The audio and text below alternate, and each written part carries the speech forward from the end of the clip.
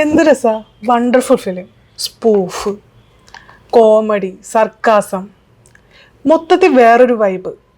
Full extra ordinary. ഏത് പടം? മസ്തിഷ്ക മരണം. ബെസ്റ്റ്. ഞാൻ അത് തിയേറ്ററിൽ പോയിട്ടൊന്ന് മുഴുവിപ്പിക്കാൻ വേണ്ടി കഷ്ടപ്പെട്ട പാടെ എനിക്ക് മാത്രമേ അറിയത്തുള്ളൂ.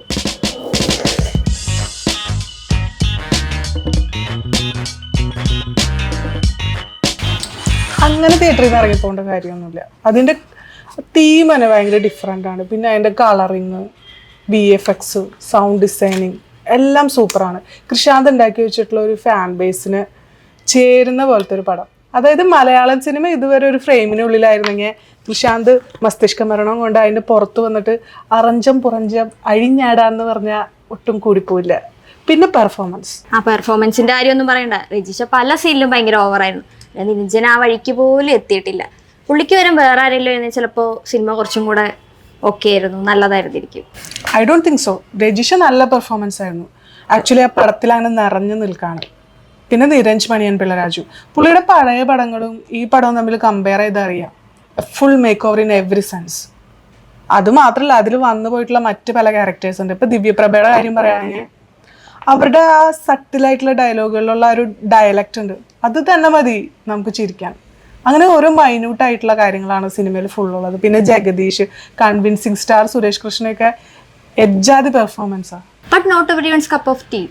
എന്താ, എനിക്ക് സത്യം പറഞ്ഞാൽ സിനിമ ഇഷ്ടപ്പെട്ടില്ല. പിന്നെ എൻ്റെ കുറേ ഫ്രണ്ട്സ് പകുതിക്ക് വെച്ച് ഇറങ്ങിപ്പോകാൻ നിന്ന് കുറേ പേര് ഇറങ്ങിപ്പോയെന്ന് പറയുന്നത് കേട്ടു. ഒരു പ്രാന്തം പടം. എല്ലാവരുടെയും കപ്പ് ഓഫ് ടീ ആയിരിക്കില്ല, ഡിഫറെൻ്റ് ആണ്. പക്ഷെ പരീക്ഷണ സിനിമകൾ ഇഷ്ടപ്പെടുന്ന ആൾക്കാർക്ക്, ഇപ്പം ഗഗനചാരി ഒക്കെ പോലെയുള്ള പടങ്ങൾ, ഈ പടം ഇഷ്ടപ്പെടും. കാരണം ഗഗനചാരി ഒരു ചെറിയ പ്ലോട്ടായിരുന്നു, ഏലിയൻസിനെ റെഫർ ചെയ്തിട്ടുള്ള നമുക്ക് പരിചിതമല്ലാത്തൊരു ലോകം തന്നെ. പക്ഷേ ഇതിൽ പറയുമ്പോൾ ആർട്ടിഫിഷ്യൽ ഇൻ്റലിജൻസ് ഭരിക്കുന്ന ഒരു കാലത്തിനെ കുറിച്ച്, നമുക്ക് തീരെ പരിചയമില്ലാത്ത ഒരു സാഹചര്യത്തിനെ കുറിച്ച് സ്പൂഫും സറ്റയർ പോലെ സർക്കാസ്റ്റിക് ആയിട്ടുള്ള കുറേ ഡയലോഗുകളൊക്കെ വെച്ചിട്ട് ഇതിൻ്റെ മെയിൻ പാർട്ട് എന്ന് പറയുന്നത് തന്നെ ചില റെഫറൻസുകളാണ്. പിന്നെ സ്പൂഫ് ശരിക്കും പറഞ്ഞാൽ 2046 കൊച്ചിനെ കുറിച്ചാണ് പറയുന്നത്. എന്താണ്, സാങ്കേതിക വിദ്യ അത്രയും ഉയരത്തിലെത്തി, പാവപ്പെട്ടവരും പണക്കാരും തമ്മിലുള്ള ഡിഫറൻസ് ഭയങ്കര വലുതായി. ഇങ്ങനെ ഡ്രോണുകളൊക്കെ എപ്പോഴും പറന്നു നടക്കുന്നത് വളരെ സ്വാഭാവികമായിട്ടുള്ള ഒരു കാലം. റോബോട്ടുകൾ ഓട്ടോ ഓടിക്കുന്ന, പിന്നെ നമുക്ക് കുടിവെള്ളത്തിന് പോലും സബ്സ്ക്രിപ്ഷൻ വേണ്ടി വരുന്ന പോലെ ഉള്ളൊരു കാലം. ഒരാളുടെ ഓർമ്മ മായ്ച്ചു കളയാൻ സർജറി ചെയ്യാൻ പറ്റുന്നതും, ഒരാളുടെ ഓർമ്മയിൽ കൂടെ കടന്നു പോകാൻ അല്ലെങ്കിൽ അത് ആസ്വദിക്കാനൊക്കെ കഴിയുന്ന പോലത്തെ സാങ്കേതിക വിദ്യ വന്നു എന്ന് പറയുന്ന ഒരു കാലത്തിനെ കുറിച്ചാണ് പറയുന്നത്. നമ്മൾക്ക് ആലോചിക്കുമ്പോൾ തികച്ചും ഭാവന മാത്രമായിട്ടുള്ളൊരു ലോകം. നമുക്കതിനെക്കുറിച്ച് ഒന്നും അറിയില്ല. പക്ഷെ ആ സിനിമ തുടങ്ങുമ്പോൾ മുതൽ അത് സ്വാഭാവികമായിട്ടാണ് പോകുന്നത്. സ്പൂൺ ഫീഡിങ് എന്ന് പറയുന്ന സംഭവമേ ഇല്ല. അതിൽ ടേംസൊക്കെ നമ്മളതുമായിട്ട് അത്രയായിട്ട് കൺവിൻസിങ് ആയിട്ട് പോവുകയാണ്. അതിലെ പ്രോപ്പർട്ടീസ് ആയിട്ടാണെങ്കിലും അതിലെ ടേംസ് ആയിട്ടാണെങ്കിലും ആ ഒരു സാങ്കേതിക വിദ്യകളുമായിട്ടാണെങ്കിലും ഗെയിമിങ്ങും ഒക്കെ അത്രയും കൺവിൻസിങ് ആയിട്ടാണ് പോകുന്നത്. അത് തന്നെയാണ് ആ പടത്തിൻ്റെ ഒരു ഡിഫറൻസ്. പരീക്ഷണപ്പടം എന്നൊക്കെ പറയുന്നത് സമ്മതിക്കാം, അതങ്ങനെ തന്നെയാണ്. പക്ഷേ കുറേ കാര്യങ്ങൾ അതിൽ കൺവിൻസിങ് അല്ലാത്തതുണ്ട്. ഈ 2046 എന്നൊക്കെ പറയുമ്പോൾ ഇനി വെറും 20 വർഷം കൂടെ അല്ലേ ഉള്ളൂ. അതിനുള്ളിൽ ഇത്രയും വലിയ മാറ്റങ്ങൾ വരുമെന്ന് എനിക്ക് തോന്നുന്നില്ല. 2040 ഈ സിനിമ കാണുന്ന ആൾക്കാരുടെ അവസ്ഥ ഒന്ന് ആലോചിച്ച് എന്തൊരു കോമഡി ആയിരിക്കും. പിന്നെ ഒരു കോടതിയിൽ ഒരു ജഡ്ജി ഒരു ടെലിവിഷൻ ഷോയുമായിട്ട് കൊളാബ് ചെയ്യുന്നു എന്നൊക്കെ പറഞ്ഞാൽ അത്ര വിശ്വസനീയമൊന്നുമല്ല. പിന്നെ കോടതി സീനൊക്കെ ഭയങ്കര ലാഗായിരുന്നു, അത് വേറെ കാര്യം. അതൊക്കെ ഒരു സർക്കാസ്റ്റിക് ആയിട്ട് ചെയ്യുന്നതല്ലേ. എന്തിനാ ഇതിനും കൊളാബ് ചെയ്യുന്ന ഒരു ശീലമാണല്ലോ നമുക്ക്. അതിനെ ഒന്ന് കളിയാക്കാൻ വേണ്ടി ചെയ്തതാണ്. പിന്നെ കാലഘട്ടത്തിൻ്റെ കാര്യം ശരിയാണ്. ഒരു 2046 എന്നുള്ളത് ഒരു 2146 ആണെങ്കിൽ കുറച്ചുകൂടെ ബെറ്റർ ആകുമായിരുന്നു. പക്ഷെ സ്പൂഫൊക്കെ അതിൽ പക്കയാണ്. അതായത് പല പല റെഫറൻസുകളാണല്ലോ. ഇപ്പോൾ ശാന്തിവിള ദിനേശൻ, പിന്നെ ആറാട്ടണ്ണൻ, അശ്വന്ത് കോക്ക്, അങ്ങനെ അവരൊക്കെ എന്താ പറയുക നിരത്തി പിടിച്ച് ആക്കിയിട്ടാണ് സിനിമ പോകുന്നത്. അതുമാത്രമല്ല മെത്തേഡ് ആക്ടിങ്, അതുപോലെ ആൽഫ മെയിൽസിനെയൊക്കെ കളിയാക്കുന്ന ഒരു ലെവലുണ്ട്. അതിലൊരു ഡയലോഗ് ഉണ്ട് ഗെയിം കളിക്കുമ്പോൾ, ഏതവനോ എവിടെ പോയി ആരെയോ വെടിവെക്കുകയാണ്, എന്തിനാണെന്ന് അറിയില്ല, അമേരിക്കക്കാരനായിരിക്കും, ഡെമോക്രസി ഉണ്ടാക്കാൻ പോയേക്കാണെന്ന്. ഇപ്പോഴത്തെ നമ്മുടെ ഒരു മിഡിൽ ഈസ്റ്റ് ക്രൈസിസിൻ്റെ ഒരു പശ്ചാത്തലത്തിൽ വെച്ച് നോക്കുമ്പോൾ അതെന്ത് റെലവൻ്റ് ആണെന്നാണ് നോക്കുന്നത്. അതായത് ഓരോ ആനുകാലിക സംഭവങ്ങളും. അതുപോലെ തന്നെ ദിലീപ് മാധ്യമ പ്രവർത്തകനോട് പറയുന്ന ഒരു ഡയലോഗ് ഉണ്ട്, നമുക്കൊക്കെ വൈറലായിട്ടുള്ള ഒരു സംഭവമായിരുന്നു, ആ ഡയലോഗും അതിനകത്ത് യൂസ് ചെയ്ത് പോകുന്നുണ്ട്. കൃഷാന്ത സംഭവങ്ങളൊക്കെ ഒബ്സർവ് ചെയ്യുന്ന ഒരു ലെവലാണത്. കൃഷാന്ത് നല്ല സംവിധായകൻ തന്നെ. പുള്ളിയുടെ ആവാസവ്യൂഹം പുരുഷപ്രേതമൊക്കെ നല്ല അടിപൊളി സിനിമയായിരുന്നു. പ്രത്യേകിച്ച് ആവാസവ്യൂഹം അത് ഒരു അവാർഡ് പടം എന്നൊക്കെ കേൾക്കുമ്പോൾ നമ്മൾ എക്സ്പെക്ട് ചെയ്യുന്ന ഒരു സാധനം ഉണ്ടല്ലോ, അതിൽ നിന്നൊക്കെ മാറി അതിൽ നിന്ന് തന്നെ കൃഷാന്തിന് വലിയൊരു ആരാധക വൃന്ദത്തെ ഉണ്ടാക്കാൻ പറ്റി. അത് പ്രതീക്ഷിച്ച് പക്ഷേ മസ്തിഷ്ക മരണം കാണാൻ പോകുന്നവർക്ക് നിരാശയായിരിക്കും എന്നാണ് എനിക്ക് തോന്നിയിട്ടുള്ളത്.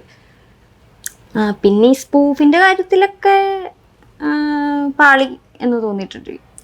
അങ്ങനെയൊന്നും പറയാൻ പറ്റില്ല. മലയാളത്തിൽ സ്പൂഫ് എന്ന് പറയാൻ ആകെ കൂടെ ഒരു ചിറകുടിഞ്ഞ കിനാക്കൾ, അത് മാത്രമല്ലേ ഉള്ളൂ. അതാണെങ്കിൽ ഒരു വളരെ നാട്ടുമ്പുറത്തുള്ള ഒരു കഥ, സിനിമേനെയാണ് അത് സ്പൂഫാക്കുന്നത്. പക്ഷെ ഇത് കുറച്ചുകൂടെ വൈഡായിട്ടുള്ള ഒരു സ്പൂഫാണ്. അതായത് വലിയൊരു ലോകത്തെയും ഒരു ലൈഫ് സ്റ്റൈലിനെ മൊത്തം സ്പൂഫ് ചെയ്തുകൊണ്ടിരിക്കുകയാണ്. അപ്പോൾ അതിൽ സ്പൂഫിൽ അത്ര മോശമൊന്നായിട്ടില്ല. പിന്നെ കൃഷാന്ത് എല്ലാ സിനിമകളിലും ഒരു ജാപ്പനീസ് സിനിമകളിലെ റെഫറൻസ് ഒക്കെ എടുക്കാറുണ്ടെന്ന് തോന്നുന്നു. ആ കോടതിയിലേക്ക് ആ റെഡ് ഡ്രസ്സൊക്കെ ഇട്ടിട്ട് രജിസ്റ്റർ ചെയ്യുന്ന ഒരു ഗംഭീര സീനില്ലേ, അത് ശരിക്കും ഇറിവേഴ്സിബിൾ എന്ന് പറഞ്ഞ സിനിമയുടെ അതേപോലെ പകർത്തി വെച്ചേക്കാണ്. പിന്നെ പ്രിയദർശനൊക്കെ ആണെങ്കിൽ നമ്മളത് കോപ്പി അടിച്ചു എന്ന് പറയും. കൃഷാന്ത് ആയതുകൊണ്ട് നമുക്കത് റെഫറൻസ് എടുത്തു എന്ന് പറയാം. പിന്നെ ഈ സിനിമയുടെ ഒരു ബേസിക് ഐഡിയ എന്ന് പറയുന്നത് തന്നെ eternal sunshine, ready player, strange days, ഇതിൻ്റെയൊക്കെ ഒരു ഇതിൽ നിന്ന് വന്നതാണ്. അത് ഞാനും കേട്ടു. പക്ഷെ റെഫറൻസ് എടുക്കുന്നത് ഒരു തെറ്റായിട്ടുള്ളൊരു കാര്യമൊന്നുമല്ലല്ലോ. അതാ പറഞ്ഞത്, പ്രിയദർശനം എടുത്തു കഴിഞ്ഞാൽ കോപ്പി അടിച്ചു എന്ന് പറയും, പുള്ളി എടുത്തപ്പോ റെഫറൻസ് എന്ന് പറയാം, അത്രേ ഉള്ളൂ. അതൊരു വലിയ തെറ്റൊന്നുമല്ല. നമ്മളിപ്പോ സിനിമ കാണുമ്പോ സ്വാഭാവികമായി ഇൻസ്പിറേഷൻ ഉണ്ടാവും, അത്രേ ഉള്ളൂ ഇതിനകത്ത്. പക്ഷെ ഞാനിങ്ങനെ ആലോചിക്കായിരുന്നു, ആ സിനിമ എങ്ങനെയായിരിക്കും കൃഷാന്ത് ഇതൊക്കെ ഇങ്ങനെ കൺവിൻസിങ് ആയിട്ട് ഈ ആക്ടേഴ്സിനോടും പ്രൊഡ്യൂസേഴ്സിനോടും ഒക്കെ പറഞ്ഞ് കൺവിൻസ് ചെയ്തെടുത്തതെന്ന്. അത്രയും എന്താ പറയുക, സങ്കീർണമായിട്ടുള്ള ഒരു സ്ക്രിപ്റ്റിങ്. രജിഷ ഐറ്റം സോങ് ചെയ്തു എന്ന് പറഞ്ഞിട്ട് എന്തൊരു വിവാദമായിരുന്നു. വെറുതെ ആ ഒരു സീൻ കട്ട് ചെയ്തിട്ടിട്ട് ഐറ്റം സോങ് ആണെന്ന് ഭാവിച്ച് കുറച്ച് വൈറലാവാൻ വേണ്ടി 4 പേര് അറിയാൻ വേണ്ടി കാണിച്ചു വെച്ചതല്ലേ അത്. ശരിക്കും അത് ഐറ്റം സോങ് ഒന്നും അല്ലല്ലോ. അത് ഐറ്റം സോങ് അല്ല. പക്ഷെ അതെ, അത് ഐറ്റം സോങ് അല്ല, അത് തെറ്റിദ്ധരിപ്പിക്കുന്നതൊന്നുമല്ല. പക്ഷെ ആ സിനിമയിൽ ആ പാട്ടും ആ അപ്പിയറൻസും എത്ര റെലവൻ്റ് ആയിട്ടുള്ള ഒരു കാര്യം, അത് അത്യാവശ്യമായിട്ടുള്ളൊരു കാര്യമാണല്ലോ ആ സിനിമയ്ക്ക്. ആ സിനിമ കാണുന്ന അല്ലെങ്കിൽ ആ രജിഷയുടെ ആ പാട്ട് വന്നപ്പോൾ അതിനെ വിമർശിച്ച ആൾക്കാർക്ക് നല്ല അടി കിട്ടിയ പോലത്തെ ഒരു എക്സ്പീരിയൻസ് ആയിരിക്കും. കാരണം തെറ്റിദ്ധരിപ്പിച്ചതല്ലേ. അവരെന്തിനാണ് പോയി തെറ്റിദ്ധരിച്ചത്? അതിന്റെ ആവശ്യം ഉണ്ടായിരുന്നില്ല. പറയാൻ പറ്റും. ഒരു സിനിമയുടെ ട്രെയിലർ ഇറങ്ങുമ്പോഴേക്കും മുൻകൂട്ടി ഊഹിച്ച് കണ്ടുപിടിച്ച് പോയി വിമർശിക്കേണ്ട കാര്യമൊന്നുമില്ലല്ലോ. അല്ല, ഇതാണ് സ്ഥിരം. അതാണ് മലയാളികളുടെ ലൈംഗിക ദാരിദ്ര്യത്തെയാണ് മെയിനായിട്ട് കൃഷാന്ത് ചീത്ത പറഞ്ഞിരിക്കുന്നത്. ചീത്തയല്ല, പരിഹസിച്ചിരിക്കുന്നത്. അതിലാ ഗെയിമിംഗ് ഒക്കെ കറക്റ്റായിട്ട് ആ ലൈംഗിക ദാരിദ്ര്യത്തിന് നേരെയാണ് പറയുന്നത്. ആക്ച്വലി മലയാള സിനിമ മാത്രമല്ല, മൊത്തത്തിലുള്ള സിനിമാ താരങ്ങൾ അനുഭവിക്കുന്ന ഒരു അവസ്ഥേനെയും അതിനെ മാധ്യമങ്ങൾ സമീപിക്കുന്ന ഒരു ആറ്റിറ്റ്യൂഡിനെയൊക്കെ ഒക്കെ തന്നെയാണ് അതിൽ പരിഹസിച്ചിരിക്കുന്നത്, സർക്കാസ്റ്റിക് ആയിട്ട്. പിന്നെ വേറെ എന്താണെന്ന് വെച്ചാൽ തുല്യതയെ കുറിച്ചൊക്കെ പറഞ്ഞു പോകുന്നുണ്ട്. ജഡ്ജിനെ മച്ചാനെ എന്നൊക്കെ വിളിക്കുന്ന ഒരു ലോകം, പിന്നെന്താ ഇൻസ്പെക്ടറെ പേര് വിളിക്കുന്ന, അങ്ങനെയൊക്കെ ഒരു കാലം ഉണ്ടാവുമെന്ന് എനിക്ക് തോന്നണില്ല. എന്താണേലും സിനിമ കോമൺ പീപ്പിൾസിന് അത്ര വർക്കായിട്ടില്ല. അതുകൊണ്ട് തന്നെയാണ് തിയേറ്ററിൽ ആ പടം ഒട്ടും ഓടാതെ ആർക്കും വർക്കാവാതെ പോയത്. അതുകൊണ്ട് തന്നെയാണ് മേ ബി പടം തിയേറ്ററിൽ അത്ര നല്ല പെർഫോമൻസ് ഒന്നും ആയിരിക്കില്ല. പക്ഷെ അല്ലായിരുന്നു. പക്ഷെ അത് ഇഷ്ടപ്പെടുന്ന ഒരു വിഭാഗം ആൾക്കാരുണ്ട് ഇപ്പോഴും. പരീക്ഷണ ചിത്രങ്ങൾ ഇഷ്ടപ്പെടുന്ന, അല്ലെങ്കിൽ ഒരു ഫ്രെയിമിന് അപ്പുറത്ത് നിൽക്കുന്ന സിനിമകൾ കാണാൻ ആഗ്രഹിക്കുന്ന കുറേ ആൾക്കാരുണ്ട്. അവരൊക്കെ അത് കാണും. എന്തായാലും ഒരു 5-6 വർഷം കഴിയുമ്പോൾ നോക്കിക്കോ, I swear it will be A cult in Malayalam film.